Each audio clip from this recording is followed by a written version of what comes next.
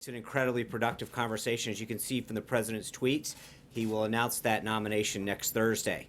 The president also spoke with Prime Minister Modi of India yesterday. Unfortunately, I wasn't able to give you a readout during the briefing, so let me just let you know that during the call, the president emphasized that the United States continues to consider India a true friend and partner in addressing challenges around the world. The two discussed opportunities to strengthen the partnership between the United States and India in a broad area such as the economy and defense. They also discussed security in the region of South and Central Asia. President Trump and Prime Minister Modi resolved that the United States and India should stand shoulder to shoulder in the global fight against terrorism. And President Trump looks forward to hosting Prime Minister Modi in the United States later this year. Today, the president's focused on fulfilling one of his most significant campaign promises to the American people by making America safe again, by taking steps to secure our borders and improve immigration enforcement inside the United States. The president intends to sign two executive orders after observing the swearing in of Secretary of Homeland Security Kelly. The first order is the Border Security and Immigration Enforcement Improvements. It addresses long overdue border security issues, and it's the first order in that will be to build a large physical barrier on the southern border. Building this barrier is more than just a campaign promise. It's a common sense first step to really securing our porous border. This will stem the flow of drugs, crime, illegal immigration into the United States. And yes, one way or another, as the president has said before, Mexico will pay for it. The executive order also provides the dedicated men and women of the Department of Homeland Security with the tools they need, the tools and the resources they need to stop illegal immigration from entering the United States. Under the Constitution, the American people get the final say who can and cannot enter our nation, and they've spoken loud and clearly through our laws. We're going to create more detention space for illegal immigrants along the southern border to make it easier and cheaper to detain them and return them to their country of origin. We're going to end the last administration's dangerous catch and release policy, which has led to the deaths of many Americans. We're going to once again prioritize the prosecution and deportation of illegal immigrants who've also otherwise violated our laws. And after these criminals spend time in prison for the crimes that they've committed, they're going to get back one-way tickets to the country of their origin, and their governments are going to take them back. The second executive order, enhancing public safety in the interior of the United States, addresses the enforcement of our immigration laws in the United States and returns the power and responsibility to the dedicated men and women of the Department of Homeland Security's Immigration and Custom Enforcement to help them enforce the law. These men and women want to enforce the law, and we're going to help them do that. Federal agencies are going to unapologetically enforce the law, no ifs, ands, or buts. We're going to restore the popular and successful Secure Communities program, which will help ICE agents target illegal immigrants for removal. The State Department is going to withhold visas and use other tools to make sure countries accept and return the criminals that came from their country. We'll ensure that these countries take those individuals back, and we're going to strip federal grant money from the sanctuary states and cities that harbor illegal immigrants. The American people are no longer going to have to be forced to subsidize this disregard for our laws. Reforming our immigration system has been at the top of President Trump's priorities since he announced his candidacy. Now, in just the final first week, just in the first week, we're not there yet, of his presidency, the last administration will enforce the rule of law and restore value to the American citizenship, our greatest asset in the 21st century. As to the rest of the day's schedule, this morning, the president started off his day in the Oval Office, carrying out some official duties.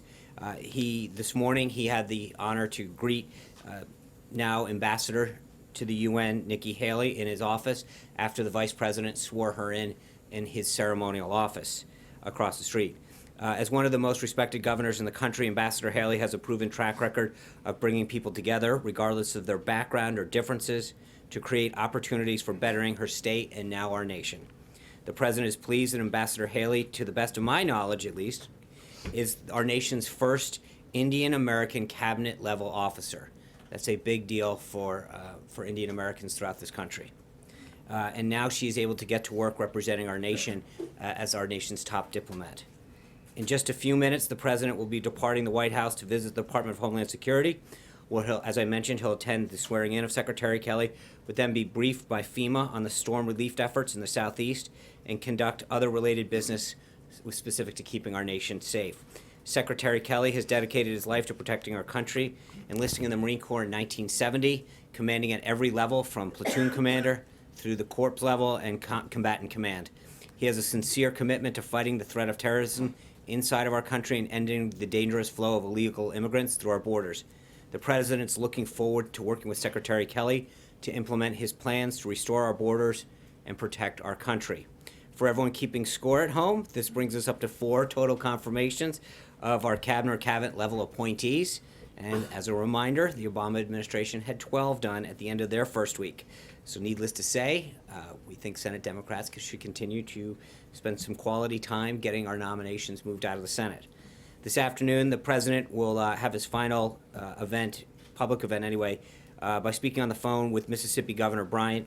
They're going to discuss storm relief and recovery efforts underway in Mississippi and any help that the governor needs from the federal government. Today, the President also announced the appointment of an incredibly qualified team to serve under the guidance of White House counsel Don McGahn to address compliance and ethics matters. This team consists of Stefan Passatino, Deputy Assistant to the President and Deputy General Counsel to the President, Udom Dillon, Scott Gast, and James Schultz as Special Assistants to the President and Associate Counsel. Together, these esteemed lawyers have decades of experience in political counsel, serving senators, members of Congress, congressional committees, governors, and federal agencies. The appointment of a team of this caliber at such a high level reflects the critical importance of ethics compliance to President Trump and his administration. Stefan has received the highest praise from party leaders of both sides from whom he has worked with. As former Gingrich said, no one understands the ethics process better than Stefan. And as you saw from his tweet this morning, the President is looking into various options to address voter fraud. On Thursday, he'll travel to Philadelphia for a retreat with congressional Republicans, where in addition to discussing his legislative agenda, he'll also provide an update on the actions that he's going to be taking in the next few days. And finally, before you ask, because I know it's an issue that's near and dear to me, I was asked yesterday about the status of the invitation of Prime Minister Kenny from Ireland to visit the United States on St. Patrick's Day, and I'm pleased to announce that the President has extended that invitation. It happened actually during the transition period, and we look forward to the Prime Minister attending. With that, I'd love to take some questions. Dave Boyer, Washington Times. Thank you, Sean. Can you shed any light on this draft memo that's going around about interrogation practices and return? Yes, I can lend a lot. What agency did it originate in? I don't know. It is not a White House document. And I would White just urge those people who have reported on it, this is now, I think, the second day that we've had a document that was not a White House document get reported on as a factual document. It is not a White House document. I have no idea where it came from, but it is not a White House document. Did the President direct that it be drafted in the first place? No. I mean, as I said, it is not a White House document. So I'm not sure where it came from or how it originated, but it is not a White House document. I don't know how much clearer I can say with that. Lori Montenegro from Telemundo. Thank you, Sean. With regards to the executive order the President will be signing today, with regards to the wall, it's already been estimated that it will cost billions of dollars. Has the administration figured out how Mexico will pay for this, and do you have any guarantee from Republicans in Congress that they will provide all of the funding necessary to see this project come to completion? Also, about 2 days ago, you were asked about DACA. Yeah.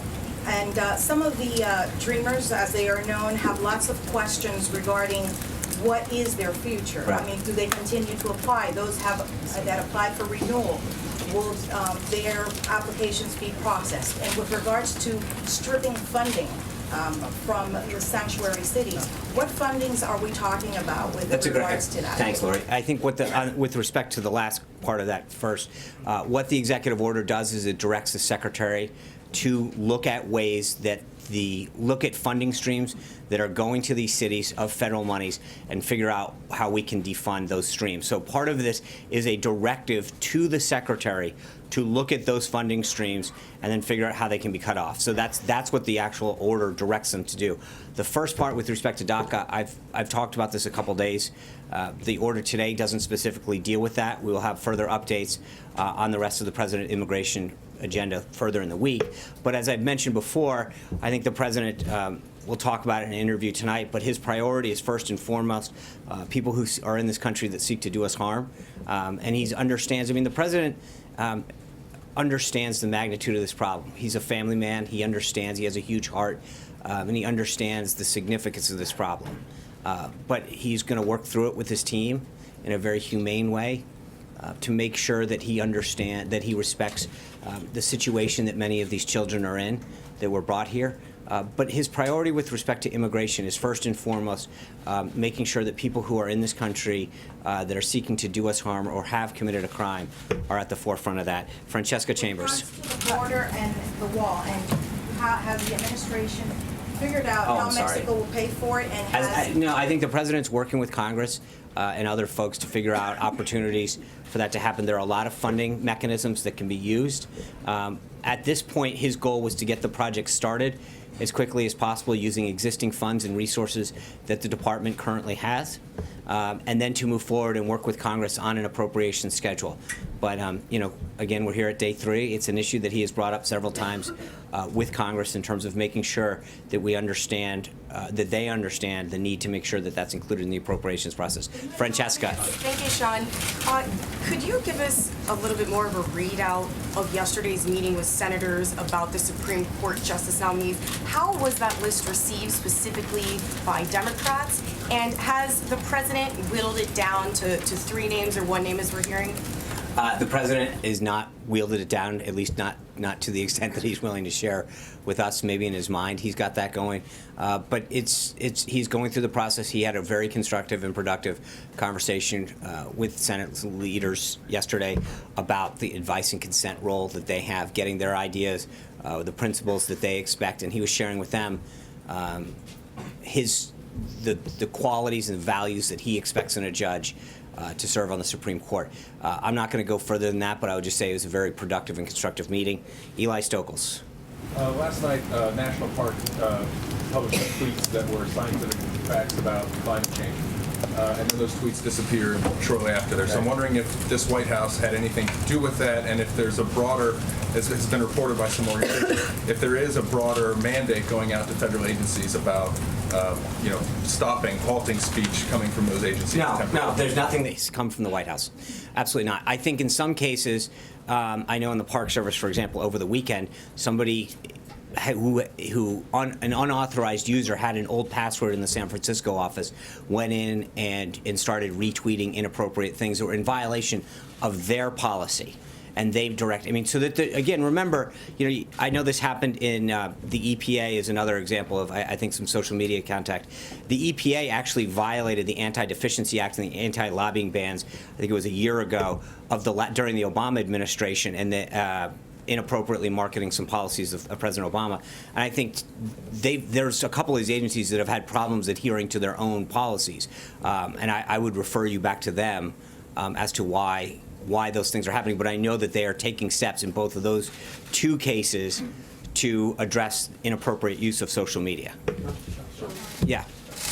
Thanks, Sean. Has the president reached out to Mayor Emanuel or any Chicago law enforcement authorities to discuss the concerns that he expressed in his tweet last night?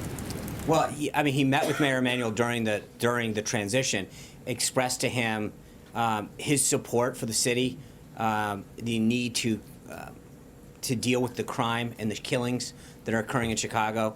I mean, I think when President Obama was speaking his farewell address the other day, 2 people were killed the same day that the president was in his home city. And I think the president-elect at the time extended his support to Mayor Emanuel to say that the resources of the federal government are here for you. To the best of my knowledge, that return call for help has not occurred. Yeah, John. mind if I John may Roberts. ask a follow-up? Lynn, I will get to you, but but that was very, very enthusiastic, and I appreciate it. You're getting an award today. John. For the record, I very much appreciate and respect Lynn. You mentioned this morning, and the president's brought this up in the news again, that he wants to launch an investigation into voting irregularities in the 2016 election. Yet, Not just to be clear, not just in 2016. I think in terms of registration, where you've got folks on rolls that have been deceased or moved or registered in 2 counties, this isn't just about the 26 election. This is about the integrity of our voting system. and there are studies that back up what he tweeted out this morning to suggest that people are registered in multiple states Right. and that people who were dead are still on the rolls.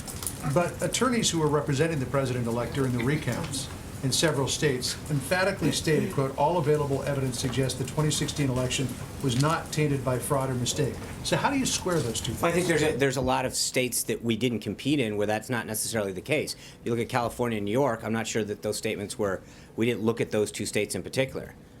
I mean, as the president has noted before, he campaigned to win the Electoral College, not the popular vote. He campaigned in places like Iowa. He campaigned extensively to win Maine 2. And I think if you were campaigning to win the popular vote, you don't spend it, with all due respect to my brethren in New England, you don't spend a ton of time in Maine 2 to get that one electoral vote. You would have campaigned more in California, which he didn't. You would have campaigned more in New York, which he didn't. There are big states, very populous states in urban areas where you would have spent more time campaigning, but he played the game according to the rules of the game, which is an electoral strategy. That being said, I think when you look at where a lot of these issues could have occurred in bigger states, that's where I think we're going to look. But I think there'll be more on that as the week goes on, and we'll be able to examine that further. And Yeah, before but- I keep the floor to Lynn, I'm sorry. You're right. may I ask one question? She's earned it. About the EPA and other departments that have been told to cease and desist in terms of social media No. Just to be clear, they have not. I'm not saying that. or suspend, No. whatever. Hold on. No, zero. We have not. Question. No. Okay, but I think I need to make sure that we're clear on this, John. They haven't been directed by us to do anything. I think from what I understand, is that they've been told within their agencies to adhere to their own policies. But that directive did not come from here. But the question is, does the president believe that these agencies and some of the federal workforce has become politicized? I honestly don't know that we've spent a ton of time thinking of that. That we've been fairly busy on other things. It's a good question. I've not asked him that question. I think our focus has pretty much been getting the job done, as you've seen through the meetings that he's had, the work that he's had with members of Congress, union workers, the auto heads, the other business leaders. I mean, his focus has been much more focused on getting the job done than various tweets that are getting tweeted and unleaded. Hold on, sorry, Lynn Sweet. Not that I want to encourage everyone else to, yeah. This is so important to Chicago. I'm Thank you sure. so much. And President Trump has talked a lot about Chicago. So my question is, he said if Chicago doesn't fix the horrible carnage, I will send in the feds. Could you perhaps share with me a little bit about what is the nature of the federal help that the president has in mind, whether agents, law enforcement agents, or National Guard, and what factors will determine if he acts, runs? People told us that after the meeting in Trump Tower on December 7th, he indeed did tell him things that would help Chicago that he could use, such as summer jobs, more prosecutions, and gun laws. Well, I think what the president is upset about is turning on the television and seeing Americans get killed by shootings, seeing people walking down the street and getting shot down. The president of the United States giving his farewell address and 2 people being killed that day. And when you look at a city like that, he's had conversations with police officers in Chicago and asked them, what is preventing you from solving this? And I think in many cases there are some issues that can be resolved that will help them do their job better to keep the people of Chicago safer. And what he wants to do is provide the resources of the federal government, and it can span a bunch of things. There's no one thing. It can be, there can be aid that can be, if it was requested up through the governor, through the proper channels that the federal government can provide on a law enforcement basis. But there's other aid that can be extended as well, either through the U.S. Attorney's Office or other means that will ensure that the people of Chicago have the resources to feel safe. That's what he means, Lynn. And part of it is that no American, whether or not you live in Chicago or Nebraska, shouldn't feel like you can walk down the streets of a city, streets of a city in this country and fear for your life. And I think too often that's happening in Chicago. So what will happen next, just so we know the timetable? I think Because- next is we'll hopefully get a dialogue started with Mayor Emanuel and try to figure out what a path forward can be so that we get we come up with a plan that can keep the people of Chicago safe and help ease the problem there. Yes. Thanks, Sean. Did Mexico's government have any knowledge that this new executive order would be signed today? And do you feel President Trump and President Peña Nieto will be on the same page after they meet next week in terms of who is paying for the wall? I hope so. I think that they're definitely going to discuss not only NAFTA, but the wall. There's a lot of subjects that are going to come up. We have a lot of trade that goes between the two countries. There's some security, obviously Homeland Security issues, but there's no question I think NAFTA is going to be big on that list, and trade overall. But with respect to your first question, I don't think we generally telegraph to people who are coming to visit what executive orders we're going to send. Kristen. John, thank you. A couple of questions. Yeah. I want to go back to that draft executive order that would undo some of the restrictions for handling detainees. Has the president seen that draft EO? I'm sorry, the one that he's Has signing? he seen it? No, the draft executive order that would Black- undo the restrictions on how to handle detainees. I guess I'm having a hard time. You're asking me if a document that's not a White House document he's seen. I don't believe, to the best of my knowledge, and so I would ask. There's this is the second day in a row we're getting asked about documents that are floating around, and people saying, and frankly, reports being published attributing documents to the White House that are not White House documents. And I haven't attributed it No, to I'm the not White saying House. you- Okay, do you know if he's seen it? To the best of my knowledge, he hasn't seen it. I think he's got a lot of other Since things. it is floating around, I have a couple more questions. You Since get it one is- more. Let's since not it get is- greedy. I have two more. Since it is floating around, Okay. is he considering Kristen, bringing don't- back this is a- black sites and I'm not going to start waterboarding? answering hypotheticals about documents that are floating around. That's a ridiculous. You're But is he basically considering okay, those Kristen. We're going to end this right now. Hunter. No, Hunter Walker. Thank you, Sean. Hunter. The thank you. president is reportedly going to limit access to the country for visa holders and refugees from Iraq, Iran, Libya, Somalia, Sudan, Syria, and Yemen. Will he be taking any steps that will affect people from those countries who are already here, including perhaps registering them or beginning deportations? I think we're going to have something. I mean, look, the president's talked extensively about extreme vetting today, and you'll see more action this week on keeping America safe. This has been something he talked about in the inaugural address. He talked about in the campaign. As we get into that implementation of that executive order, we'll have further details. But I think the guiding principle for the president is keeping this country safe and allowing people who are from a country that has a propensity to do us harm, to make sure that we take the necessary steps to ensure that the people who come to this country, especially where areas that have a predisposition, if you will, or a higher degree of concern, that we take the appropriate steps to make sure that they're coming to this country for all the right reasons. And I think we'll have further information on that back later this week. Regarding the fraud investigation, what's the ultimate goal here? And essentially, isn't the president questioning the legitimacy of his own election? No, I think that the question, look, voting is the most sacred right that we have as Americans. This is it's the hallmark and the foundation of our democracy. And to ensure that we know that every person's vote counts equally as the next citizen is probably one of the greatest things that we can do. So, Balance is already in place. part of the reason we need to do a study is to make sure, look, I don't want to start throwing out numbers, but there's a lot of people that are dead, they're on rolls. There are people that are voting in or that are on the rolls in 2 different states, sometimes in 3 different states. I think taking the necessary steps to study and to track what we can do to both understand the scope of the problem, and then secondly, how to stop the problem going forward is something that's definitely clearly in the best interest. John Gizzi. Thank you, Sean.